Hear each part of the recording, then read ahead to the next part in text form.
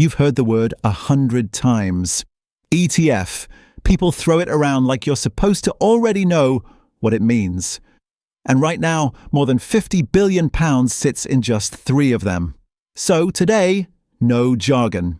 I want to show you what an exchange-traded fund actually is, how the 3 most popular ones differ, and why, after all that, I don't own a single one. Quick word before we start. This isn't financial advice. I'm just sharing how I think about my own money, and you should always do your own research before you put a penny anywhere. And let me be clear up front. None of these 3 funds are bad. Millions of people own them. For good reasons. Today is about understanding them properly, and about what fits the particular thing I'm trying to build. So, what actually is an ETF? Those 3 letters stand for Exchange Traded Fund, and the idea is far simpler than the name. Picture buying a single share, but instead of owning one company, that one share quietly holds dozens, sometimes hundreds, sometimes thousands of companies at once. That's an ETF. One purchase, a whole basket of businesses, bought and sold on the stock market just like any normal share. So instead of researching 40 companies and buying 40 times over, you make one decision and you own a slice of all of them. That's the appeal. Instant spread, almost no effort. It's why funds like these have become the default way millions of people invest. Now, there are thousands of these funds out there, but in the UK, when the goal is income, actually getting paid a dividend, 3 names come up again and again. So let's meet them one at a time and see what's really inside each one. First, the biggest of the 3, the Vanguard FTSE All-World Fund. One purchase here buys you a slice of nearly 4,000 companies across 50-odd countries. Apple, Nestlé, the big banks, the whole world in a single holding. A single unit costs around £140. And here's the first thing to notice. This fund was never built to pay you an income. It was built to grow. The dividend it pays is almost an afterthought, and that matters later. Vanguard noticed that gap, so they built a second fund. Same idea, the whole world in one buy, but this one deliberately leans towards the companies that pay a bigger dividend and filters the low payers out. A unit's cheaper at around £70, and because it's built around income, the dividend steps up. I'll show you exactly how much in a minute. This is the one built for people who actually want to get paid. Quick pause, then straight back to the numbers. If you'd rather follow a real portfolio, one built a pound at a time with the bad calls left in for you to see, that's exactly what this channel is. Subscribe and come along for how it actually plays out. And one honest note while we're paused. The platform you see in every screenshot here is Trading 212. It's where I hold my stocks and shares ISA. No trading fees and fractional shares, so you can start with any amount. The link down in the description is a referral link, so let me be straight with you about how it works. If you sign up through it and fund an account, we each get a free fractional share, worth up to £100. And yes, I earn that reward too. So only use it if the platform genuinely suits you. This isn't advice, and your capital's at risk when you invest. Right, back to it. One last fund to meet, and then the number that matters most, how much each of these actually pays you. And the third one stays home, the iShares Core FTSE 100 Fund. Forget the rest of the world. This one owns the 100 biggest companies on the London market and nothing else. Shell, HSBC, the household names that have quietly funded British pensions for decades. 2 things make it the income investor's favourite. The dividends land in pounds, so there's no currency guesswork. And a single unit costs only about £10. You can start with very little. And here's what surprises almost everyone new to this. How little these funds cost to run. Take this UK one. On every £100 you hold, you're paying around 7 pence a year. 7 pence for a whole year, that's it.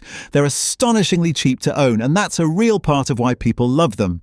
The number most income investors actually care about, though, is the yield, simply how much you get paid each year as a percentage of what you put in. Put the 3 side by side. The Whole World Fund pays the least, just over 1%. Built for growth, remember, not income. The high-yield version steps it up to about 2.5%, and the homegrown UK fund pays the most of the 3, getting on for 3%. On £1,000 invested, that's the difference between around £12 a year and nearly 30. So far, every one of these is doing its job. Cheap to own, simple to buy, paying a real income. Which brings us to the obvious question. If they're this good, why don't I own any of them? My honest answer is simple. It's not that they're badly run, they're not. It comes down to a single thing, and it's baked into how a fund works in the first place. Think about what you're actually buying. Not one company, hundreds of them, all at once. In a normal year, that spread is the whole point. It's your safety. But picture a bad one. 2020. When the pandemic hit, companies right across the UK market slashed their dividends to hold on to cash. In a single year, the income from the index fell by roughly 40%. And a fund just owns whatever its companies do. When they cut, it cuts. There's no one at the wheel choosing the survivors. It has to hold the cutters too. And that's the whole reason I build my portfolio the way I do. When I buy a single company with a long, proud record of never cutting its dividend, I'm betting on one board holding the line through a bad year. Legal & General held its dividend right through 2020. A handful of others did too. A fund can never make that promise because it's the average of everyone in the index, the disciplined and the desperate, all mixed together. The thing I want most is an income that holds and keeps growing even when times are hard. And that is the one thing a basket simply can't give you. It's the exact thing you trade away the moment you choose to own everything instead of choosing. I want to be completely fair here, that's because this cuts both ways. If you don't want to research individual companies, and most people genuinely don't, a fund is the sensible answer. One decision and you're spread across the whole market. And that spread is real protection. If a single company I own cuts its dividend, I feel it. If one company inside a fund of 3,000 cuts, you'd barely notice. Add in those tiny fees, and it's nearly free to hold. The very thing I mark them down for, owning everyone, the cutters included, is the same thing that stops any single cut from hurting you. A lot of investors split the difference and use both. They hold a fund like one of these as their steady core, then pick a few individual stocks as the satellites around it for that higher growing income. I've gone the other way, stock by stock, partly because I want an income I can watch grow, name by name, and show you every single month.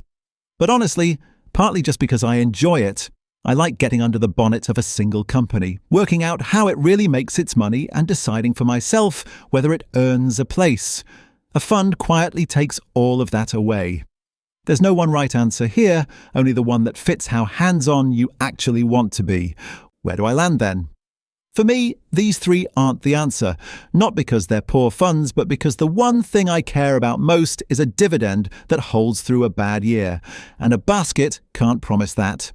But that's my call, not yours. If what you want is simplicity and spread, what I count against them is exactly what you'd be buying them for. If I wanted one decision and a quiet life, I'd buy the UK fund tomorrow and not feel bad about it.